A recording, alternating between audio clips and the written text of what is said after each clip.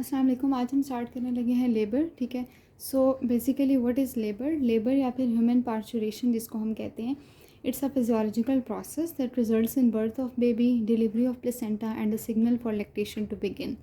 ठीक है। तो लेबर में सिर्फ डिलीवरी नहीं आती, लेबर में 3 चीज़ें आती हैं। एक तो बर्थ ऑफ बेबी, ठीक है। दूसरी चीज़ ये है कि बर्थ के बाद जो प्लेसेंटा है और जो मेम्ब्रेन्स हैं उनको रिलीज़ करवाना, ठीक है, वो भी। और तीसरी चीज़ लैक्टेशन का भी स्टार्ट हो जाना। ये तीनों चीज़ें लेबर के अंदर आती हैं। ठीक है। अब क्या है कि लेबर के हम स्टेजेस की बात करते हैं। यहाँ पे मैं आपको ब्रीफ सा स्टेजेस के बारे में बताऊँगी, क्योंकि स्टेजेस को हमने अलग अलग भी डिटेल में डिस्कस करना है, ठीक है, और उनके मैनेजमेंट को भी। तो स्टेजेस पे आ जाते हैं। लेबर के आपके पास 3 स्टेजेस होते हैं। जो फर्स्ट स्टेज होता है वो होता है from onset of labour to full cervical dilation. ठीक है, कि ऑनसेट हुआ लेबर का, यानी ऑक्सीटोसिन रिलीज़ हुआ, उसकी वजह से आपका जो लेबर है वो स्टार्ट हुआ, और जो फुल सर्विक्स डायलेट कर जाएगा, फुल सर्वाइकल डायलेशन जो होती है वो 10 सेंटीमीटर पे होती है। ठीक है। तो ये जो डेफिनेशन है कि आपका स्टार्ट से लेके जो सर्विक्स फुल डायलेट करेगा वो फर्स्ट स्टेज होगी। और फर्स्ट स्टेज को मज़ीद 2 स्टेजेस में डिवाइड किया जाता है। एक होता है लेटेंट स्टेज और एक होता है एक्टिव स्टेज। ठीक है। अब जो लेटेंट होता है ना आपके पास, वो 0 to 4 सेंटीमीटर, यानी कि 0 से 4 सेंटीमीटर जब सर्विक्स डायलेट करेगा तो वो आपके पास पूरा स्टेज अभी नहीं हुआ, फर्स्ट स्टेज। ठीक है। उसके बाद एक्टिव स्टेज आएगा। एक्टिव स्टेज वो होता है जिसमें 4 सेंटीमीटर से 10 सेंटीमीटर तक डायलेशन होती है। तो 10 सेंटीमीटर को हम फुल सर्वाइकल डायलेशन मानते हैं। तो तब क्या होता है कि आपके पास फर्स्ट स्टेज कंप्लीट हो जाता है। ठीक है। सेकंड स्टेज क्या होता है? Full cervical dilation to the birth of baby. Cervical dilation हो गई और अल्टीमेटली सारे इवेंट्स ऐसे होंगे कि बेबी बाहर आ जाएगा। तो ये जो आपके पास है ये सेकंड स्टेज है। थर्ड स्टेज क्या होती है? Complete delivery of placenta and membranes. ठीक है, कि जो प्लेसेंटा है और जो मेम्ब्रेन्स हैं वो भी अब हमने निकाल लिया, तो वो आपके पास थर्ड स्टेज होगा। ठीक है। इन स्टेजेस को आगे हमने डिटेल में पढ़ना है। अच्छा, आगे आ जाते हैं फैक्टर्स या फिर प्रिंसिपल्स जिन पे लेबर डिपेंड करता है। ठीक है। आपके पास 3 फैक्टर्स हैं या प्रिंसिपल्स हैं लेबर से related: power, passenger and passage. ठीक है, 3 पीज होते हैं। पावर का मतलब है कि ऐसी कौन सी फोर्स है जो बेसिकली लेबर को इनिशिएट कर रही है और उसको प्रोग्रेस करवा रही है। पैसेंजर का मतलब है कि कौन मूव कर रहा है, और पैसेज का मतलब है रास्ता क्या है। ठीक है, बस आप ये समझें कि एक चीज़ है जिसने मूव करना है एक ख़ास रास्ते से, और एक फ़ोर्स भी उसे चाहिए। तो पावर में बेसिकली होता क्या है? Contraction of uterine muscles. ठीक है, कि आपके जो यूट्रस के मसल्स हैं वो सारी बातें कॉन्ट्रैक्ट करेंगे, और उन कॉन्ट्रैक्शंस की वजह से आहिस्ता आहिस्ता जो बेबी है वो आगे की तरफ फॉरवर्ड होगा। और यूट्राइन कॉन्ट्रैक्शंस भी हैं, और साथ साथ मैटरनल जो एफ़र्ट है वो भी इसके अंदर आपके पास काउंट होती है। ठीक है।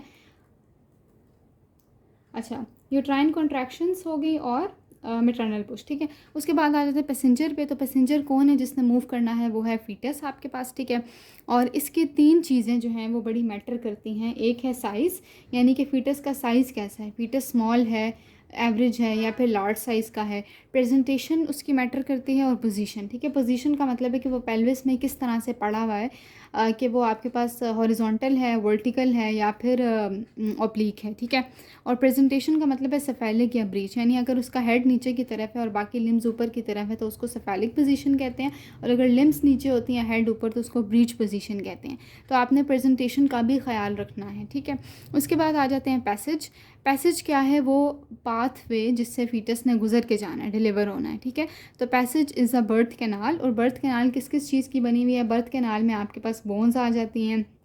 इसके अलावा आपके पास जो है वो मसल्स होते हैं, डिफरेंट सॉफ्ट टिश्यूज़ होती हैं, ये आपके मिलके बर्थ कैनाल को बना रही होती है। तो जब तीनों पीस आपके पूरे हो जाते हैं तो आपका लेबर इनिशिएट हो जाता है। ठीक है। उसके बाद आ जाते हैं मैटरनल पेल्विस। मैटरनल पेल्विस पे आ जाते हैं, तो इसकी थोड़ी सी एनाटमी हमने पढ़नी है। ठीक है, ये 10 टीचर्स को हम फॉलो करें, उन्होंने थोड़ी पेल्विस और फीटल स्कल के बारे में एनाटमी कुछ दी हुई है, फिर आगे से डिटेल में लेबर और उसकी मैनेजमेंट बताई हुई है, तो हम भी थोड़ा सा इसको देख लेते हैं। वैसे तो एनाटमी की चीज़ें हैं, ठीक है, लेकिन ये है कि थोड़ा रिव्यू हो जाएगा क्योंकि सेकेंड ईयर की बातें हैं। अच्छा, अब मैटरनल पेल्विस जो है, मदर का पेल्विस, वो बेसिकली 3 उसमें कंपोनेंट आते हैं ना। पेल्विक इनलेट है जो कि सबसे पहले फीटस क्रॉस करेगा, फिर आपके पास मिड पेल्विस आता है, और फिर पेल्विक आउटलेट आती है। ठीक है, इनकी फिगर्स भी मैं आपको साथ साथ दिखा दूँगी। और पेल्विक इनलेट की अब हम बात करते हैं, इसकी बाउंड्रीज़ की। तो पेल्विक इनलेट आपके पास क्या होता है कि इसके सामने आपको क्या नज़र आता है? Symphysis pubis. ठीक है। लैटरली क्या नज़र आएंगी? प्यूबिक बोन्स नज़र आएंगी, और इलियोपेक्टिनियल लाइंस, ठीक है, वो नज़र आएंगी। फिर आपके पास जो पोस्टीरियरली है वो प्रोमोन्ट्री ऑफ सैक्रम, ठीक है, सैक्रम की एक प्रोजेक्शन होती है जिसको प्रोमोन्ट्री ऑफ सैक्रम कहते हैं, वो भी आपको नज़र आएगी। अच्छा, लेटरली एक बात नहीं बताई कि इलियोपेक्टिलियल लाइंस इज एला ऑफ सैक्रम, यानी सैक्रम का कुछ पोर्शन आपको लेटरली मिलेगा और बाकी जो पोर्शन है वो पोस्टीरियरली मिलेगा, ठीक है। अच्छा, फिर आ जाते हैं इसके ट्रांसवर्स डायमीटर और एंटीरो पोस्टीरियर डायमीटर के ऊपर। अब आपने ये बात याद रखनी कि डायमीटर्स दो किस्म के हैं, एक ट्रांसवर्स है और एक एंटीरो पोस्टीरियर। मतलब क्या है, ट्रांसवर्स का मतलब है इस तरह वाला, ठीक है, जो हॉरिजॉन्टल डायमीटर है, और पीछे से आगे तक अगर आप देखें तो वो आपके पास एंटीरो पोस्टीरियर डायमीटर है। तो ट्रांसवर्स डायमीटर जो पेल्विक इनलेट है उसका 13.5 सेंटीमीटर होता है और एंटीरो पोस्टीरियर डायमीटर 11 सेंटीमीटर होता है, ठीक है।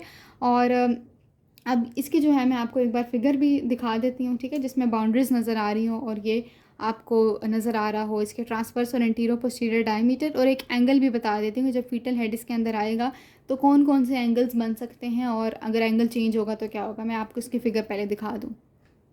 अच्छा जी, ये मैं आपको यहाँ से बाउंड्रीज दिखा देती हूँ, ठीक है। आई एम सॉरी, मैं इसको उस तरह से नहीं एडजस्ट कर सकती क्योंकि मुझे फिर बाद में दोबारा उसको रजिस्टर के लिए एडजस्ट करना पड़ेगा।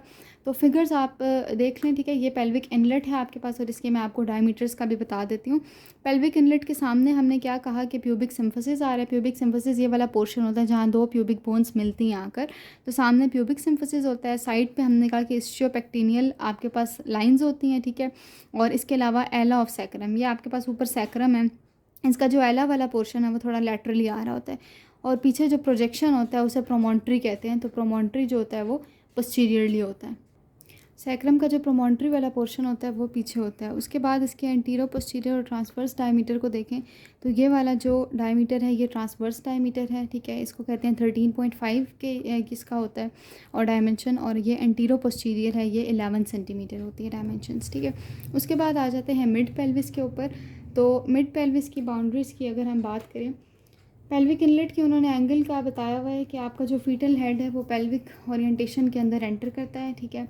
और जो एंगल उसका नॉर्मली होता है हॉरिजॉन्टल, अगर एक लाइन लगाई जाए और इनलेट को देखा जाए तो इनलेट का हॉरिजॉन्टल लाइन से 60 डिग्री का एंगल होता है, लेकिन ये डिफरेंट रेसेस में डिफरेंट होता है, ठीक है। जो अफ्रीको कैरेबियन ख़वातीन होती हैं उनके अंदर एंगल 90 डिग्री होता है। तो एंगल जो बढ़ जाता है बेसिकली हॉरिजॉन्टल से 60 डिग्री से बढ़ के 90 तक हो जाता है, तो उसकी वजह से क्या होता है कि जो हेड एंटर कर रहा होता है और पेल्विस के अंदर डिसेंड हो रहा होता है वो प्रोसेस आपका थोड़ा सा देर में होता है और मसला भी कर सकता है, ठीक है। फिर आ जाता है मिड पेल्विस के ऊपर। तो मिड पेल्विस की भी हम बाउंड्रीज देख लेते हैं। मिड पेल्विस में आ जाता है जी एंटीरियर, लेटरल, पोस्टीरियर। इसकी इतनी फिगर अच्छी तो नहीं है, लेकिन ये कि इसको भी हम थोड़ा सा उस तरह से देखेंगे कि सामने ज़्यादा प्यूबिक सिम्फसिस ही होगा, ठीक है। ले देखिए वही चीज़ें हैं, लैटरली प्यूबिक बोन्स होंगी, ऑब्ट्यूरेटर फेशिया होगा और इस्चियल बोन्स होंगी, ठीक है, और स्पाइंस में होंगी। और posteriorly junction of second third sacrum पीछे मिल रहा होगा। इसका जो डायमीटर है ना, एंटीरो पोस्टीरियर ट्रांसवर्स डायमीटर आपका जो मिड पेल्विस है उसका सेम होता है, वो 12 सेंटीमीटर होता है, ठीक है। उसके बाद आ जाते हैं पेल्विक आउटलेट पे, लेकिन उससे पहले एक और बात कि हमारा जो इस्चियल स्पाइन है इनके मिड पेल्विस के अंदर ही स्टेशंस को डिमार्केट कर दिया जाता है। जो इस्चियल स्पाइन है वो एक इम्पॉर्टेंट लैंडमार्क है क्योंकि उसको स्टेशन 0 लेबल किया जाता है। उससे 1 सेंटीमीटर ऊपर अगर हेड होगा फीटस का तो हम ये कहेंगे कि -1 स्टेशन है, ठीक है। और अगर उससे भी ऊपर 1 सेंटीमीटर होगा तो वो -2 स्टेशन होगा, और अगर उससे 1 सेंटीमीटर नीचे है तो वो +1 स्टेशन है, उससे भी 1 सेंटीमीटर नीचे होगा तो वो +2 स्टेशन होगा। तो इस्चियल स्पाइन दो चीज़ों के लिए इंपॉर्टेंट है, एक तो स्टेशन बताने के लिए और दूसरा जो है वो प्यूडेंटल नर्व ब्लॉक बताने के लिए, करने के लिए, ठीक है। क्योंकि जो प्यूडेंटल नर्व है वो इसके पीछे से निकलती है इस्चियल स्पाइन के, तो अगर फॉरसेप्स डिलीवरी वगैरह करनी है तो उसके लिए ये इंपॉर्टेंट है। उसके बाद आ जाते हैं पेल्विक आउटलेट पे। पेल्विक आउटलेट की भी हमने इसी तरह से बाउंड्रीज करनी है। पेल्विक आउटलेट के सामने क्या होता है, lower margin of symphysis pubis, ठीक है। लैटरली जो है वो pubic bone, ischial tuberosity and sacrotuberous ligament होता है, और posteriorly last piece of sacrum, ठीक है। सैक्रम का जो आखिरी पोर्शन होता है बचता है वो पोस्टीरियरली नज़र आता है। इसका जो एंटीरो पोस्टीरियर डायमीटर है वो ज़्यादा होता है, ट्रांसवर्स कम होता है, ठीक है। तो एंटीरो पोस्टीरियर 13.5 सेंटीमीटर है, ट्रांसवर्स 11 है। इसकी हम फिगर देख लेते हैं कि जो एंटीरो पोस्टीरियर डायमीटर है तीनों वो हम देख लेते हैं, क्योंकि फीटस को जो है ना वो ट्रांसवर्स से एंटीरो पोस्टीरियर पोजीशन में आना पड़ता है, क्योंकि वहाँ पे ट्रांसवर्स डायमीटर ज़्यादा था। तो जब फीटस ट्रांसवर्स से एंटीरो पोस्टीरियर पोजीशन में आएगा तब वो ज़्यादा डायमीटर वाले एरिया के अंदर आ जाएगा, ठीक है। तो इसकी फ़िगर मैं आपको दिखाती हूँ, ये इस तरह से है। अच्छा, ये हमें फिगर में दिखाया हुआ है कि ये हमारे पास इनलेट थी सबसे पहले, फिर मिड पेल्विस आ गया था और फिर आउटलेट थी। तो जो इनलेट थी वहाँ पे वो 60 डिग्री का एंगल बना रही थी, ठीक है, हॉरिजॉन्टल लाइन के साथ। ये हॉरिजॉन्टल लाइन था, हमने ड्रॉ की थी। तो यहाँ पे जो आपका डायमीटर था ट्रांसवर्स वाला वो 11 सेंटीमीटर था, सॉरी एंटीरो पोस्टीरियर वाला डायमीटर। उसके बाद मिड पेल्विस में 12 सेंटीमीटर था, फिर आपके पास आउटलेट में 13.5, ठीक है। तो फीटस जो है उसको ट्रांसवर्स से एंटीरो पोस्टीरियर पोजीशन में आना पड़ता है जब वो इस पूरी ट्रांजिशन को क्रॉस कर रहा होता है। इस फिगर में जो है वो पेल्विक आउटलेट का दिखाया हुआ है, उसकी बाउंड्रीज़ के बारे में बताया हुआ है, ठीक है। और साथ ये बताया हुआ है कि इसका जो ट्रांसवर्स डायमीटर है वो 11 सेंटीमीटर है और एंटीरो पोस्टीरियर वाला 13.5 है। उसके बाद आ जाते हैं पेल्विक शेप के ऊपर। तो पेल्विक शेप जो है वो आपकी डिपेंड करती है मैटरनल स्ट्रेचर पे, इथनिसिटी पे, प्रीवियस पेल्विक फ्रैक्चर्स पे, या फिर कोई बोनी डिसऑर्डर तो नहीं है जैसे कि रिकेट्स वगैरह, ठीक है। तो अब पेल्विक शेप्स की हम बात करते हैं। 4 किस्म की पेल्विक शेप्स होती हैं, मैं आपको फिगर में दिखा दूँगी। एक होती है गायनेकोइड, इसके अलावा एंथ्रॉइड, ठीक है, सॉरी एंड्रॉइड। उसके अलावा होती है एंथ्रोपॉइड एंड प्लेटिप्लॉइड, ठीक है। ये 4 किस्म के पेल्विस होते हैं, जिसमें से गायनेकोइड सबसे फेवरेबल होती है फॉर लेबर, कि उसमें से आराम से फीटस का हेड पास कर जाता है। लेकिन जो एंथ्रॉइड होती है और प्लेटिप्लॉइड होती है ये आपके ऑब्स्ट्रक्टेड लेबर कॉज कर सकती हैं। अब हम इनके फिगर्स देख लेते हैं,